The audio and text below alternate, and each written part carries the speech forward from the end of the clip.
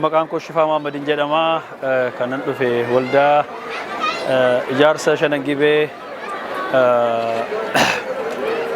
Raayyee bakka bu'ee ijaarsa Shanan Gibee Raayyee ijaarsa Shanan Gibee kun ergi ijaarame hedduu gabaabaa keessatti kan ijaaramedha. Haa ta'u malee akka ijaarsa Shanan Gibeetti akka guutuu biyya Jarmanitti tokko taanee waliin dhufnee ijaarsa tokko waliin ijaarree waliin jirra.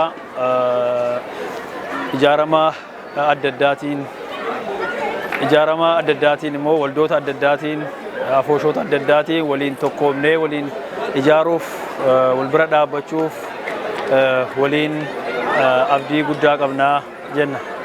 Har'a kan walitti nu qabee OMN waggaa 8ffaa isaatii fi kan obboleessi keenya Jawaar Mahammad mana hidhaarraan bahee har'a gidduu keenya argamuu isaatiif gammachuu guddaa qabnaa. Ammas OMN waggaa 8ffaa isaa kabajamee nagaan xumuruu isaatiif gammachuu guddaa qabna. Hayyee galatooma warri miidiyaa OGMS na affeeruu keessanii fi ani maqaan kiyya Booressaa Biisaan jedhama. Kan inni dhufe Firaanfurt jiraadha. Firaanfurt jiraadhu keessaan jiraadha. Garuu hawaasa keessatti qooda guddaan qaba. Jaarmiyaa Adda Bilisummaa Oromoo keessa konyaa keessa jira. Har'a kan inni dhufe dhugaa dubbachuudhaa fi hayyuu keenyaa fi jaallatamaa ilma saba Oromoo Jawaar Mahammad simachuudhaaf inni dhufe. Innis immoo bakka nagaadhaan mana hidhaatii bahee sadarkaa kana ga'ee dhufee uummata isaa gidduutti argamee simannaa kana fudhachuu isaatii fi guddaa galatoomuun jedha. Obbo Jawaar Mahammad gaaffii lama isinii fudhee dhufe yookaan immoo yaada lama isinii fudhee dhufe jenni yaadni isaan nuuf fidan tokkoffaan galata nu galfachuudha. Galata isaan galfatan immoo uummata Oromoo naannoo biyya Jarmanii jiru kana yeroo isaan hidhaa keessa jiranitti illee hiriira bahee sagalee isaanii ta'uudhaa fi guddaa carraaqaa turan isaan galata galfachuu barbaadanii guddaa galatoomaniin jedha. Ittaanuudhaan immoo haala biyya keenya keessa jirullee irratti marii gochuudhaa fi kan isaan nu affeeranidha. Dhugaatti biyya keenya keessa rakkoo guddaa jira jedhaniiru. Rakkoo guddaa jiru sana immoo nuti quba qabna.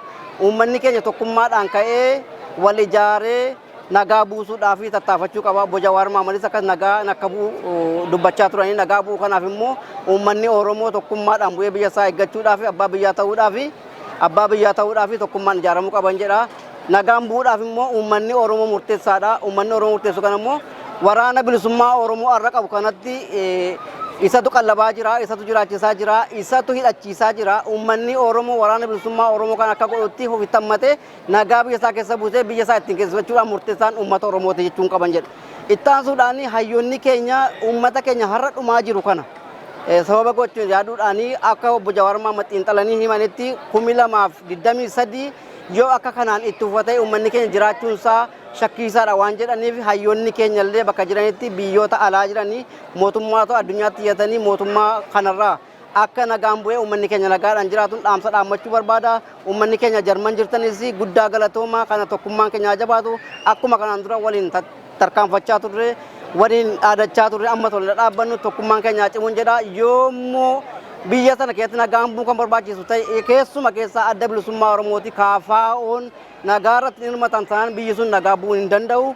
Kanaafiyyuu dhaabni kun lamaan uummata Oromooti murteessaa waan ta'eef isaanis harka wal qabatanii tokkummaadhaan akka biyyatti sana nagaa buusaniin asumaan dhaamsa koo dhaammadhaa guddaa galatoomaan isiniin jedha. Ja, vielen Dank. Das war vielen Dank für unsere deutsche Gäste, dass ihr auch ein bisschen uns versteht. Jawar hat uns wirklich, wir haben diesen Tag gewartet, wir sind total gespannt drauf. Die ganze Welt hat nach uns geschaut, jetzt gerade auch live. Jeder sieht nach uns, wir sind jetzt aber der Nächste, unser Yahya Bashir, er ist auch genauso Oromo-Revolutionär. Er ist auch Kämpfer, sein lebenslang für Oromos, für Menschenrecht gekämpft und wir wollen herzlichen Willkommen, Yahya Bashir. Waan dubbatamuu qabu waan hambise hin qabu Jawaar. So ani wantan bal'isee dubbadhu hin jiru waan inni jedhe keessaa dubbii jajjabduu jala muramuu qabu keessaa tokko maal inni waa'ee tokkummaati.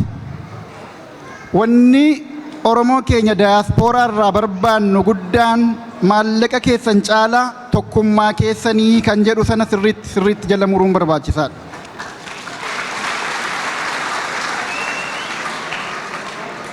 Jawaar Mohammed obboleessi keenya yoo xiqqaate waggaa 10 wal beekna wal hubanna yeroo akkaan rakkisaa ta'e kanatti yeroo Itoophiyaa keessatti jijjiirama fiduudhaaf haalli jiru hundi lubbuu nama gaafatuu fi hidhaa daangaa hin qabne nama adabsiisutti paartii nagaadhaan biyya keessatti hojjetutti dabalamee lubbuun kan koo lubbuu Oromoota guyyaa guyyaadhaan kufaa jiraniiti olii miti jedheeti arras as bahee haaluma beeknu sanaan beekumsa isaa sanaan jagnummaa isaa sanaan haqa dubbachuurraa nama hin jallanne ta'uusaa beeknu sanaan isin dubbisee borummoo biyya sanatti deebi'ee galaa jechuudha.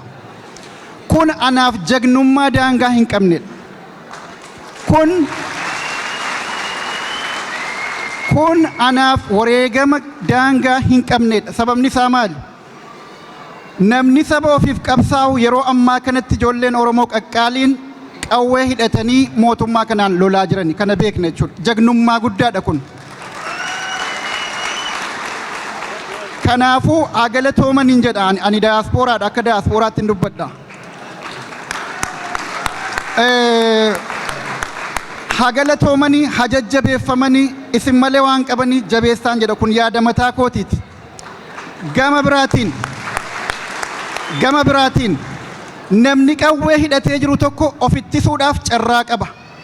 Mootummaa sana jalaa baheera waan ta'eef bosona jira yookiin riphee jira waan ta'eef qawwee isaatiin kufee kuffisuuf bahe waan ta'eef jagna jenneerraa jagnummaan isaa hin haalamu. Garuu namni lubbuu ofii kennee kiisha keessaa waan ittiin of ittisu tokkollee odoon qaban saba isaa abdatee Jawaar gaafa biyya galu waan inni jedhe irra deddeebi'ee yeroo inni mana hidhaa jiru dubbachaan ture hin yaadattu yoo taatan. Rabbii fi rabbiin gaditti uummata Oromoo abdadheen biyya kanatti galee jedhe. Dubbii sana irra deebitanii yaadachuu qabdu hundi keessan hundi keenya iyyuu jechuudha. Akkuma jedhe galee wareegama saba kanaaf kafale argineerra jechuudha. Of kenniinsaan quuqaa saba kanaa waan dubbateef laalaa saba kanaa laalatee waan dubbateef hidhaa waggaa 2 dhihaatu jaallansaa biroo wajjiniin adabamee bahe isaan kaan immoo ammallee mana hidhaa keessa jiran jechuudha. Kun hundi saba ofiitiif of kennuudhaan waan ta'edha. Waan abdate meeshaa waraanaa qabaateetii miti. Rabbii gaditti uummata Oromoo abdachuu jechuun waan salphaa miti. Hunda keenya irra dirqamatu jira jechuudha. Kanaafuu kana tiksuudhaaf goota akkasii qabaachuu keenyatti dura Rabbiin galateeffachuu qabna. Waan immoo tokkummaa keenya gamaa gamana harkisu kana amaanaan isiniin jedha. Amaanaan isiniin jedha. Daandii giddugala irra dhaabbannee waan qabnu qabeenyaan keenya guddaan beekumsa keenya jagnummaa keenyaaf cichoomina keenya isa kanatu Oromoo kabajsiisa. Biyya sana keessatti saba guddaa jedhamuusaa mirkaneessa jechuudha. Kanaaf olola tokko tolfamee gamaa gamana nu harkisu kanarraa amaana kana wal kadhanna jechuudha. Kun baay'ee barbaachisaadha. Waan Jawaar amma dubbatee ka'e keessaa kan lammaffaa kanan dubbachuu barbaadu waa'ee araara marii araaraa jedhamu kana. Ulaagaan ni kaa'ee jira waan gurguddaa 3 kanan hubadhe jechuudha.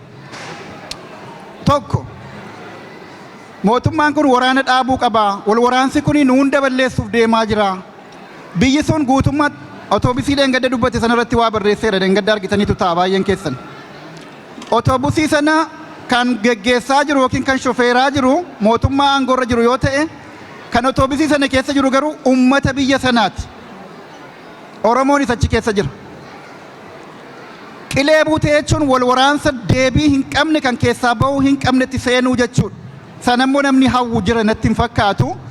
Kanaafuu qilee bu'uurraa dura hambisuu qabnaa yaadni jedhu sun yaada afaan fajjii uumuu danda'u miti yaada hubatamaadha. Hundi keenya fira biyya keessaa qabna. Hundi keenya galmi keenya biyya sana.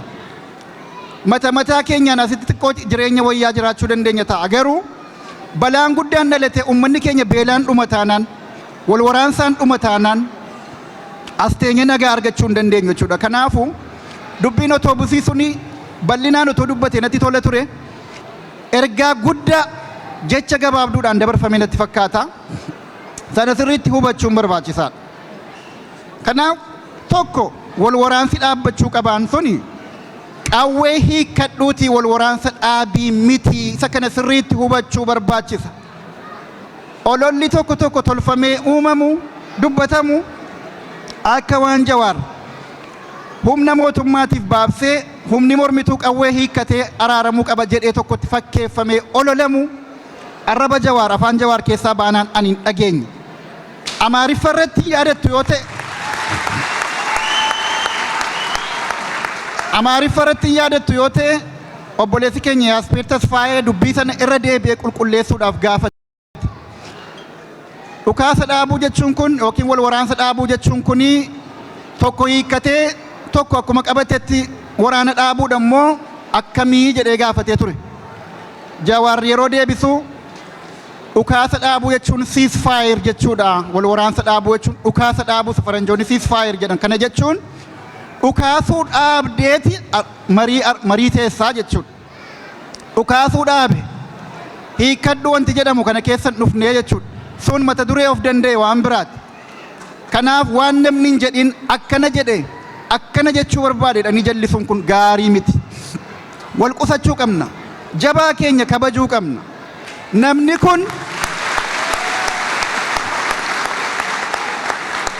kun har'a sin dura taa'ee yeroo dubbatu numa keessaa ba'e kaleessumatuma arginnu guddatee as ga'e waan ta'eef nama salphaa nutti fakkaachuu danda'a ta'a.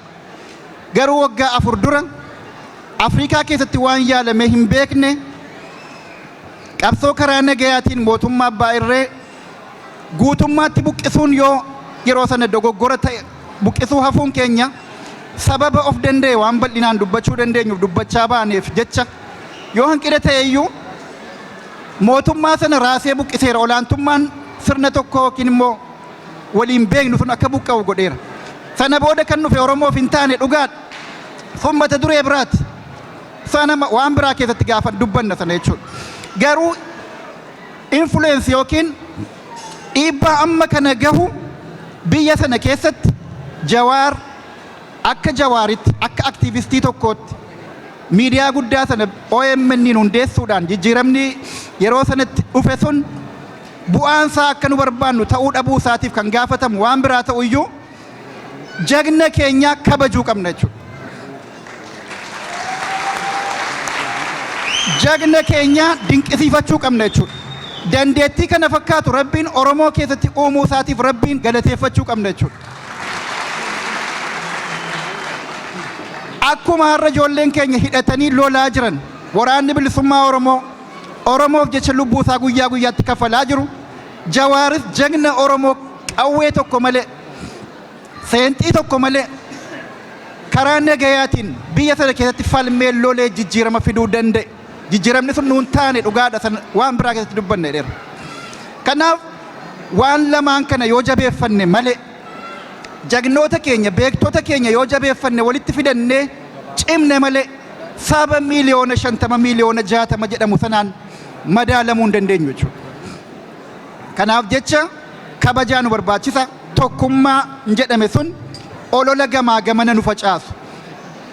Tokko gama sanatti harkisee tokko gamanatti harkisuun Oromoon hin bilisoomuu bakka barbaadu hin ga'u. Kanaaf qaawwa kana duuchuu danda'uu qabna.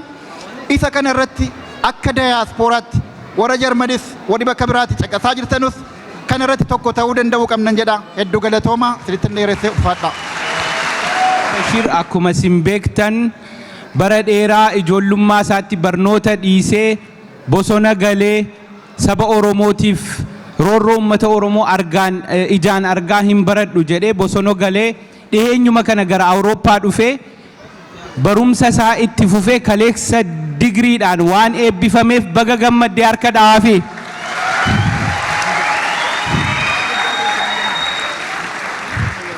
Yaa baga gammadde. Inni lammataa gaaffiif deebii Jawaariif qabdanuu sagantaan booda jira waan ta'eef gaaffiif deebiin ammaa miti booda itti deebina isiniin jechuudhumaa fi maayikii warra modereeshiniitti hin kenna.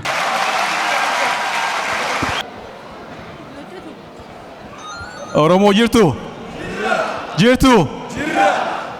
maali sagaleen xiqqoo qaqqabboonoyte jecha kana beektanii miti nama nu dhiise mee takkana isinitti itti deebi'a jirtu akkas galatooma dhugatti hoggaan as dhaabbadhee kan gallaalu nama Oromiyaa jiru na fakkaata nama Jarman jiru natti hin fakkaanne duraan dursee hawaasni Jarman hedduu galatooma koreen OMN'tis Dr. Sufiyaan, Defatiya, Abdo, warri isaanii hojii jirtanis hedduu galatoomaa isin jaa.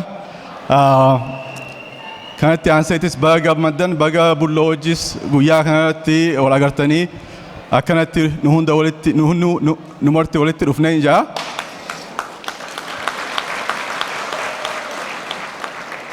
Waggaa takka dura ture sagantaan kun ka galmilleen qabame garuu dhimma koovidiif jaamee dhiibamaa ture.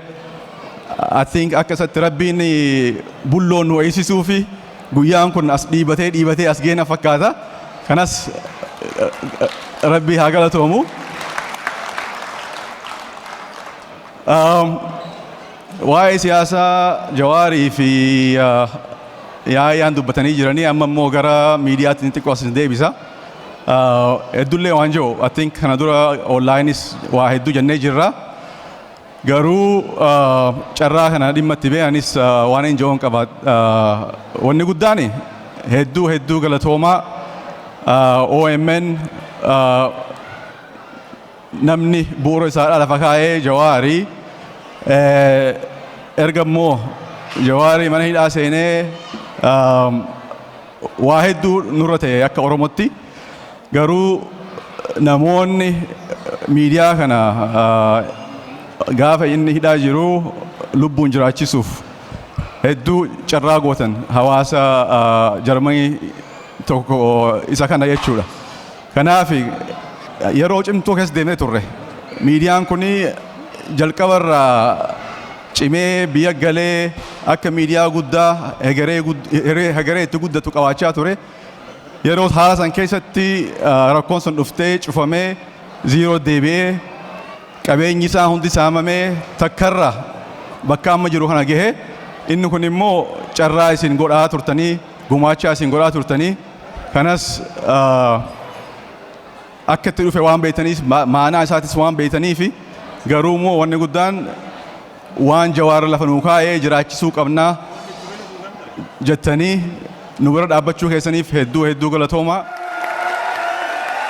Amma sagantaa gara Abdu Abbaa Jabalitti dabarsa inni moderees nuuf godha. Jetzt macht die Moderation, wir übergeben weiter an Abdu Abbaa Jabal. Er ist Multitalent, er kann nämlich Deutsch und Oromo auch gleichzeitig. Er kann dann selber beide Sprachen sprechen.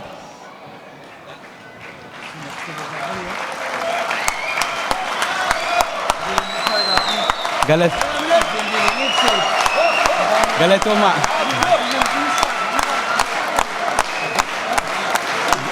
Galatoma. Thank you. Galatoma. Danke. Amma sagantaa nuti qabnu keessummoota Jarmanii dhimma saba keenyaa irratti ka dubbattu keessummaa tokko qabna. Waa'ee immoo dhimma baqataa seera dhiyeenya bahe irratti Sooniyaa Paansaallee asitti argamti. Yaareed Dibaabaallee jira. Isaan sadaniin dabareedhaan gara waltajjiitti affeeree egaa caqasaanii waan isaan jedhanu jalqaba kaniin affeeruu Adde Naadiyaa Groosenbacher jedhamti afaan Jarmaniitiin affeeraanii. Liebe Frau Groosenbacher, herzlich willkommen. Demnächst Sie werden dann Ihre Präsentation hier durchführen. Ich glaube über Leinwand, glaube ich, oder? Ihre Präsentation ist so. Dann danach kommt Yaared Dibaba hier und dann auch er wird seinen Grußwort und was er sagen will, wie immer. Dann machen danach Sonja Panzer, du bist auch, ich glaube. Dann machen wir heute Willkommen, dann werden wir hier ein bisschen unsere Geflüchteten glücklich machen. Glaube ich, Bundestag hat was beschlossen, oder? Ja, ich werde später mit dir sprechen. Okay. Frau Nadia Grossenbacher, kommen Sie und dann können Sie dann starten. Adde Grossenbacher, hamileedhaan simadhaan yeroo tokko. Hier zusammengekommen sind. Und es ist auch ein Anliegen der Gesellschaft für bedrohte Völker. Deshalb möchte ich Ihnen und euch heute etwas über die Äthiopienarbeit der Gesellschaft für bedrohte Völker erzählen. Mein Name ist Nadia Grossenbacher und ich arbeite als Referentin für Genozidprävention und Schutzverantwortung bei der GFBV.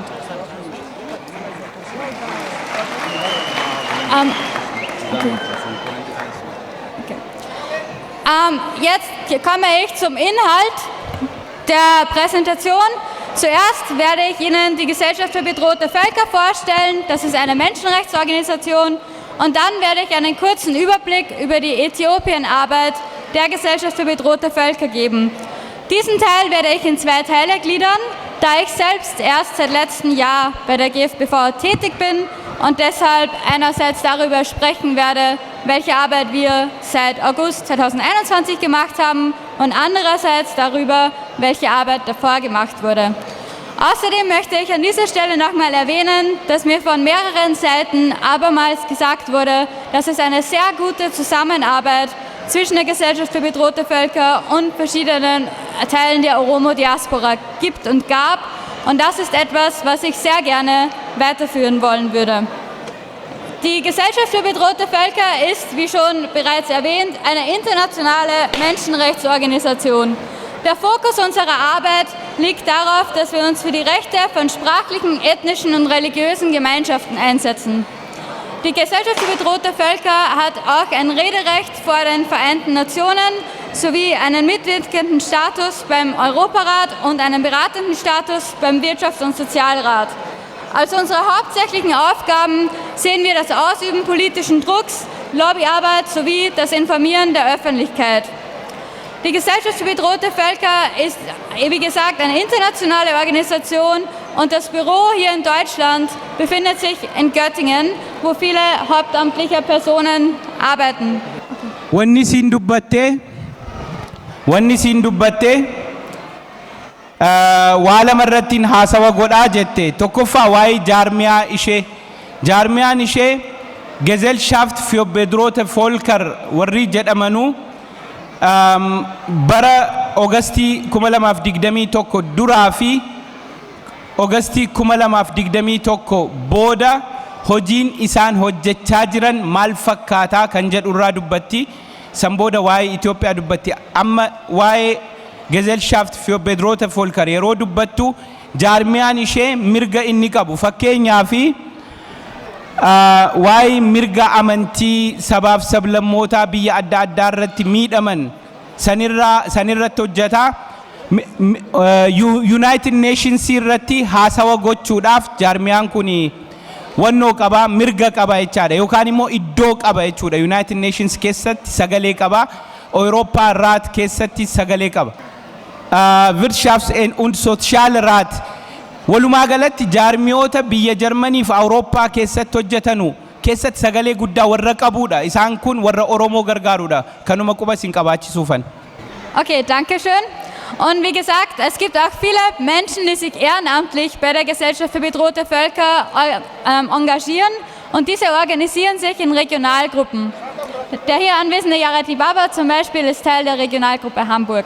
Warri jaarmiyaa kana keessa hojjetanu Jarmanii keessatti bakka adda addaa isteeta adda addaa keessatti hojjetu. Fakkeenyaa fi namni keessan Yared Dibabaallee nu waliin Hamburg bakka bu'ee achitti socho'aa waa'ee mirga sabaaf sablammootaatiif jechaadha. Yared Dibaba keenya harka dhawaa fi. So, jetzt werde ich, wie schon erwähnt, dazu kommen, was wir seit letzten Sommer bei der Gesellschaft für bedrohte Völker hinsichtlich der Lage in Oromia gemacht haben. Letzten Herbst beispielsweise haben wir ein Memorandum veröffentlicht mit dem Titel Äthiopien, wie ein Staat vor den Augen der Welt Menschenrechtsverletzungen begeht. Und in diesem Memorandum gibt es auch ein ganzes Kapitel zur Lage in Oromia. Das befasst sich mit den extralegalen Tötungen, es befasst sich mit dem Internet- und Telekommunikationskap, den es gab, und es befasst sich auch mit der Lage der IDPs, also der Internally Displaced Persons, der Binnenflüchtigen. Diese haben nämlich einen unzureichenden Zugang zu Lebensmitteln, einen unzureichenden Zugang zu Wasser und eine mangelnde Gesundheitsversorgung. Okay, amma waan jaarmiyaan keenya Itoophiyaa biyyattii san keessatti hojjetu isin beeksisuudhaa fi akka ilaalcha jaarmiyaa keenyaatti Itoophiyaa keessa waa sadiitu jira, waa gurguddaa. Tokkoffaa ajjeechaa seeraan ala ta'e extrajudicial killing isa jedhanu sanatu Itoophiyaa keessatti mootummaa biltsiginnaatiin gaggeeffama. Kana jaarmiyaan keenya akkasitti amanaa jette. Lammaffaa interneetaa fi telekominikeeshinii adda addaa waan kominikeeshinii ta'etu itti yaadamee mootummaadhaan ummata irratti cufama. Kanas jaarmiyaan keenya akkasitti amanaa. Inni sadaffaa sababa waldhabbee adda addaatiin internally displaced persons yookaan immoo namoota biyyuma keessatti bakka tokko buqqa'anii bakka biraa socho'anu kunillee Itoophiyaa keessatti baay'ateera. Namoonni kun immoo beelaaf saaxilamanii jiru jetti. Außerdem haben wir 2 mündliche Statements vor dem UN-Menschenrechtsrat in Bezug auf Äthiopien eingebracht, sowie einen Podcast zu Äthiopien veröffentlicht, beziehungsweise zu den bewaffneten Konflikten. Darüber hinaus haben wir mehrere Pressemitteilungen versandt und Radiointerviews gegeben, sowie einen Artikel ebenfalls zu extralegalen Tötungen in Oromia in der Zeitschrift für Vielfalt veröffentlicht. Okay, hier möchte ich noch kurz ein paar Bilder auch zeigen. Hier sehen Sie zum Beispiel, dass Africa Live unsere Pressemitteilung aufgegriffen hat, letzten Herbst zur Gefahrenlage von dem hier anwesenden Jawar Mohammed. Und wir konnten außerdem auch die Zusammenarbeit mit OLA stärken. Danke hier auch nochmal an Jared Dibaba, der uns vernetzt hat. Zwar ist das Oromo Legacy Leadership and Advocacy Association, die den Sitz in den USA hat und die beispielsweise ebenfalls das Memorandum, das die Gesellschaft für bedrohte Völker veröffentlicht hat, verlinkt hat auf deren Seite. Und hier sehen Sie noch ein Foto von der Rede vor dem UN-Menschenrechtsrat.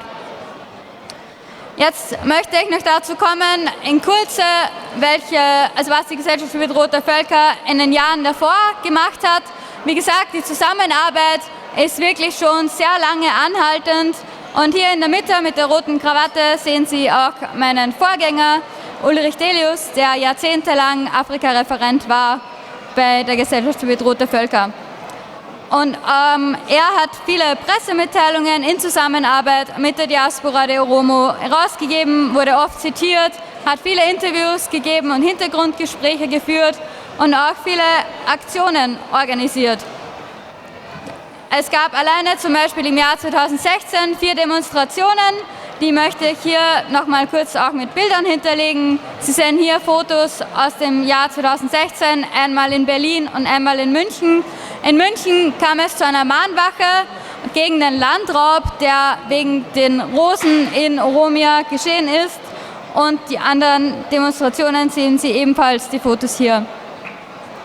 Außerdem hat die Gesellschaft für bedrohte Völker ein YouTube-Video veröffentlicht, in dem die Gefahrenlage der Oromo erklärt wird und einen anonymen Reisebericht veröffentlicht im Jahr 2016, der von einer Person geschrieben wurde, die schon Jahre zuvor in Äthiopien länger sich aufgehalten hat. Weitere Aktivitäten waren, dass die Gesellschaft für bedrohte Völker immer wieder die Forderung zur Freilassung politischer Gefangener gestellt hat, vor allem im Jahr 2018. Im Jahr 2016 gab es, wie bereits erwähnt, die sogenannte Blutrosen-Kampagne und es wurden auch viele Personen beim Asylverfahren unterstützt, vor allem im Jahr 2016. Und auch schon vor 8 Jahren, im Jahr 2014, hat die Gesellschaft für bedrohte Völker eine Berichterstattung von willkürlichen Verhaftungen sowie politisch motivierten Morden an SchülerInnen in Oromia gemacht und beispielsweise die damalige UN-Hochkommissarin Navi Pillay aufgefordert, das Schicksal des willkürlich verhafteten Herrn Siegers aufzuklären. Auch im Jahr 2020 gab es eine sehr gute Zusammenarbeit. Nach der Ermordung von Hachalu Hundessa und den Protesten 2020 stand die Gesellschaft für bedrohte Völker viel in Austausch mit der Diaspora der Oromo und es wurde international Druck ausgeübt sowie mehrere Pressemitteilungen verfasst. Ich hoffe, ich konnte Ihnen einen kurzen Eindruck dessen geben, wie die Gesellschaft für bedrohte Völker sich für die Menschenrechte der Oromo engagiert. Und ich hoffe, dass ich diese wertvolle Partnerschaft weiterführen kann. Danke. Egaa walumaa galatti wanni siin jette Gesellschaft für bedrohte Völker yeroo hedduu bara dheeraadhaaf yeroo ummanni ajjeefamu biyya keessatti bara 2018 2019 2020 yeroo isin hiriira baatan yeroo isin biyya keessatti rakkoon uumamu ibsa ejjennoo baasuudhaan mootummaa Jarmanii paarlaamaa Awurooppaa adda addaa qunnamuudhaan hojjechaa turre ammallee kana caalaa isinii waliin hojjechuudhaaf qophiidha. Gama biraatiin wanni isheen ibsite Jawaarii fi waahillantoon isaa yeroo mana hidhaa seenan hidhaa isaarratti koonsarnii jabaa akka qabanu irra deddeebi'anii xalayaa gara mootummaa Jarmanii gara Awurooppaa warra barreessaa ture warra nu waliin hojjechaa ture dhugaa dubbachuuf jaarmiyaan kun jaarmiyaa cimaadha yeroo ishiin deemtu harka sirriitti dhooftuu fi ammas immoo seenaa jimjimoo wajjin jaarmiyaa ollaa sanaa wajjin waliin hojjechaa jirraa jetteetti. Kan ammoo ka godhe Yaareed Dibaabaadha isaa waliinis walitti dhiyeenyaan harmee Yaareed Dibaabaallee I think adde Arfaaseen illee jaarmiyaa kana baay'ee waliin hojjetu. Egaa walumaa galatti Gesellschaft für bedrohte Völker wir danken euch auch. Ammoo dhumarratti waan kana ilaalaa waan iskiriinii irra jiru. Bakka nagaan hin jirretti badhaasni Noobeelii nagaa hiikan qabuu jedha sirrii miti. Kanaafuu amma hamileedhaan nan gaggeessaanii harka dhawaa fi danke für alles.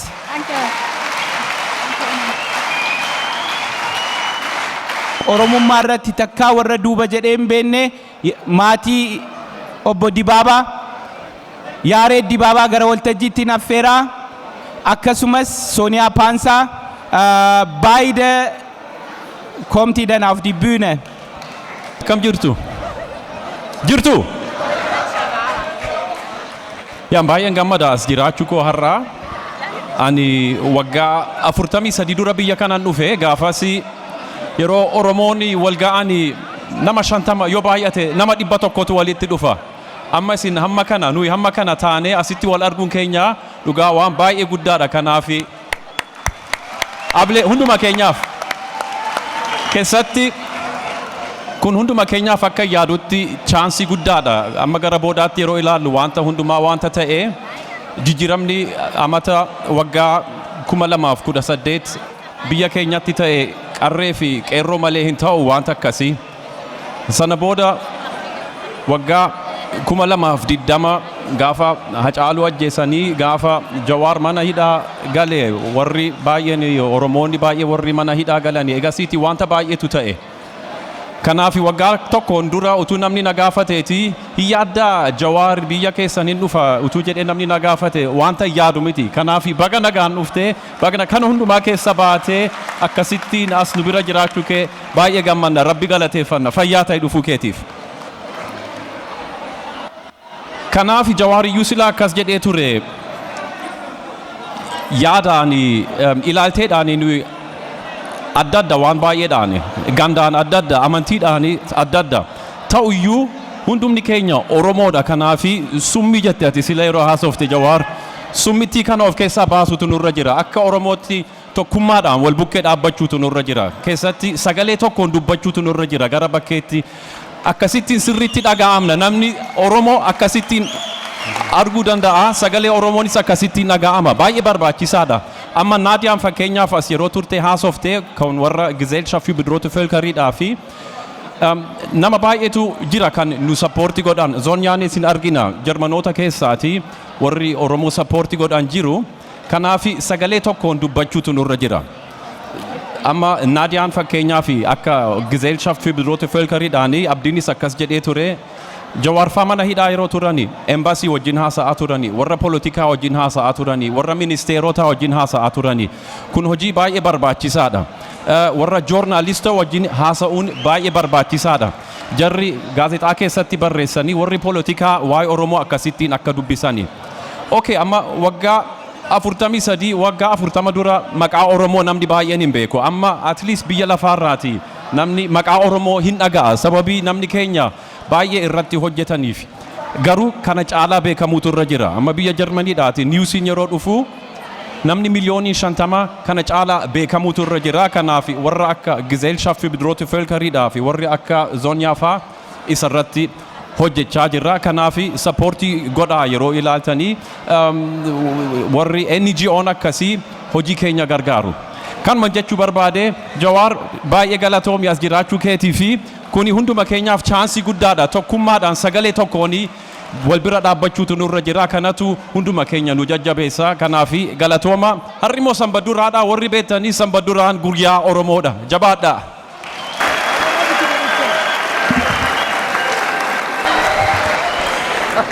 Erstmal, ich freue mich sehr, hier sein zu dürfen und ich freue mich, dass Mohammed Jawar da ist. Allerhöchsten Respekt. Ich freue mich wirklich sehr, auch dass ich hier reden darf. Ich begleite nämlich seit 2015 hauptsächlich oromische Geflüchtete in Bayern, Nürnberg, Erlangen, Höchstadt und habe gesehen, wie schwer es hier in Deutschland ist für euch. Und ich sehe jetzt langsam, dass Besserungen kommen und ich bedanke mich bei euch allen, dass ihr so viel Geduld habt mit dem deutschen System und auch noch hier geblieben seid in Deutschland. Danke an euch. Okay, wanni siin jettee egaa amma namni akkuma durii baay'atee Oromoon baay'eedha kanas jirtanii akkasitti isin arguu kootiin gammachuun qaba. Kana malees yeroo darbe keessatti hedduun keessan waraqaa ka argattan baga gammaddan ka barnootaan illee barnoota jalqabdanii milkaa'aa jirtan gammachuun qaba. Isheen waan nama gargaartuuf bu'aa isaanii beekte yeroo namni Ausbildungii argatee milkaa'u yeroo waraqaa argatee milkaa'u kanaaf gammachuu si ibsachaa jirti jechaadha. Und wir haben lange überlegt, was wir tun können, um auch die oromischen Geflüchteten hier zu unterstützen und haben jetzt seit 2 Jahren ein Bündnis gegründet, das vor allem äthiopische Geflüchtete unterstützt. Das heißt BFFA, Bündnis für faires Asylrecht. Und damit haben wir uns sehr engagiert, um auch zum Beispiel auf der Bundespolitik oder Landespolitik Politiker anzusprechen, um auch auf speziell eure Problematik einzugehen, was zum Beispiel das Aufenthaltsrecht betrifft und auch das Arbeits- und Ausbildungsrecht in Bayern und in Deutschland. Okay, kana malees Bündnis für faires Asylrecht kan jedhamu ka namoota akka ishee nama 5 haga 6 Wie viel sind wir so? 8? Okay, nama 8 kan taanu Oromoodhaaf baqattoota Itoophiyaa irraa dhufan gargaaruu fi walitti dhufnee waan ijaarree qabna. Hojii sana ammas itti fufaa jirraadha kan isin jette. Und ich muss zugeben, wir selbst sind auch sehr verzweifelt, weil wir alle für Gerechtigkeit und Menschenrechte eintreten und alle als gleichberechtigt ansehen, egal wo du herkommst, welche Sprache du sprichst, ob du Mann oder Frau bist. Und wir sehen, wie Geflüchtete hier in Deutschland behandelt werden und auch selbst immer wieder erfahren mussten, dass wir keine Chance haben, uns für euch einzusetzen, weil die deutsche Politik es uns so schwer macht mit ihren bürokratischen Hürden. Wir waren wirklich sehr verzweifelt und haben dann auch mal gehofft, dass es eine andere Regierung gibt, die es ja jetzt gibt. Aber leider wurde bis jetzt noch nicht viel geändert. Ich komme dann gleich. Okay, akkuma isin beektanu baqattoonni keenya waggootii 5-7 darban xiqqoosii waajjiraalee mootummaa biyya kanaa dhiibbaa negatiif ta'e isin irratti gochaa turanii sun nuufis jechuun akkuma miidhamaa ture sistemni Jarmanii dafee waraqaa isinii kennee biyya kanatti isin tursiisuu dhiisuu isaat nullee gammachuun qabnu sanirraa garuu kana booda waan pozitiivii ta'een isinitti haasa'a jettee jirti. Meen dhageenya waan pozitiivii ta'e. Und wir sind jetzt sehr froh, wir haben nämlich gehört, dass jetzt die Bundespolitik endlich mal in die Gänge kommt und auch ihren Koalitionsvertrag umsetzen möchte. Und das sind für euch gute Nachrichten, denn es heißt, dass alle, die 5 Jahre in Deutschland sind, dann Aufenthaltsrecht bekommen für 1 Jahr. Und in den einen Jahr, wenn sie es schaffen, ihre Identität zu klären und ihren Lebensunterhalt zu bestreiten, das heißt arbeiten oder Ausbildung machen, bekommen sie Bleiberecht in Deutschland. Das betrifft wahrscheinlich die meisten von euch, weil ihr ja schon sehr lange Zeit hier seid. Und das hat uns sehr erfreut, dass das jetzt passieren wird. Die Verhandlungen wurden zwar noch nicht aufgenommen wegen dem Ukraine-Krieg, der beschäftigt gerade das politische Tagesgeschäft, aber es wird jetzt bald Verhandlungen geben. Ich bitte euch nur um Geduld und bleibt noch hier, lebt jeden Tag, wie er ist und habt Spaß, weil es wird sich bessern, okay?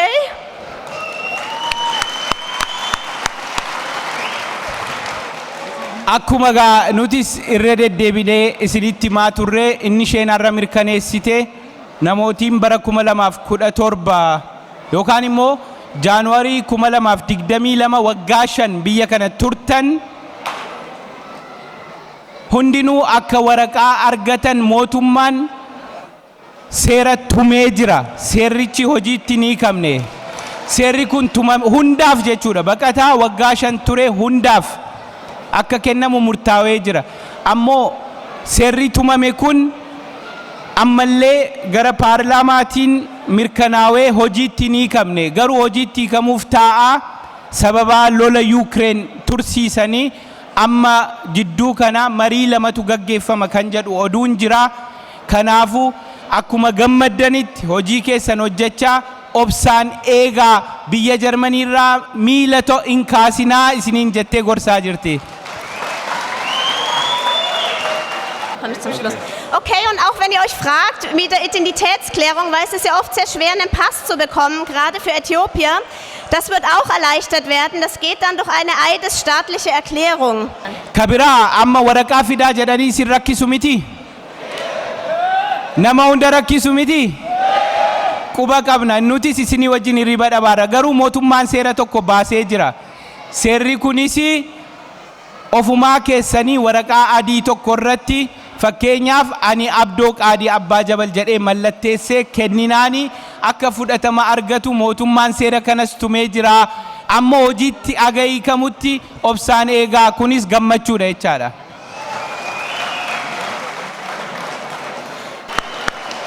Egaa dhumarratti Aadde Renaateen nu jidduu jirti sa'aatii 7 ooftee dhuftee Oromoo jidduuttiin argama jettee isheenis warra baqattoota Oromoo gargaaruurraayi Aadde Renaatee baga nagaan dhuftan jedhaati yeroo tokko hamilee godhaafi ammallee. Danke Sonja, danke Renate. Ja, bleibt ihr auch gesund. Wir machen weiter, wir schaffen das. Galatoma, Bagan dufte. Germany jirtu. Nürnberg jirtu. Kero jirtu. Kare jirtu.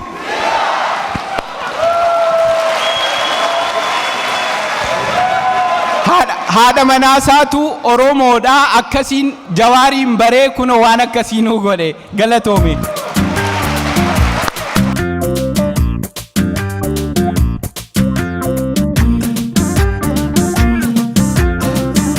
Egaa hordoftoota fi daawwattoota keenya sagantaan guyyaa har'a biyya Jarmanii tumsa OMN fi simannaa obbo Jawaar Muhammad irratti xiyyeeffate kana fakkaata. Sagantaa kana egaa duraa duubaan qindeessinee kan isinii dhiyeessaa turre an Shaggaa Baadiyaati gama ogeessa kaameraatiin Dumaal Yaadot yookaan Muhammad Ahmad wajjin ta'uudhaani sagantaa keenya kana faniin turtii gaarii isiniin jenna.